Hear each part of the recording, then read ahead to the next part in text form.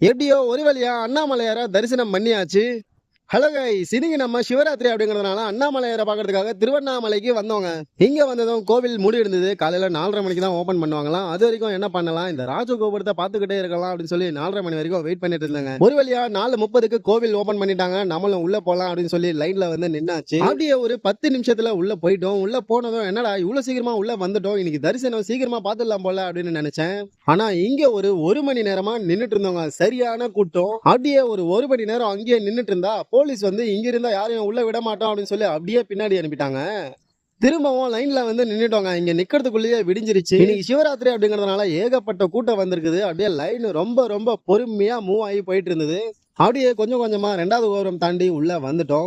ஆனா இங்க வர்றதுக்குள்ளேயே 8 மணி ஆயிடுச்சு. 4:30 மணிக்கு கோவில் ஓபன் பண்ணாங்க. இப்போ டைம் பாத்தீங்கன்னா 8 மணி ஆகுது. அப்படியே கொஞ்சம் கொஞ்சமா உள்ள போயிட்டு அண்ணாமலையாரையும் பக்கத்துல இருக்கிற உண்ணமலை அம்மனையும் தரிசனம் பண்ணியாச்சு. தரிசனம் வேற லெவல்ல இருந்தது.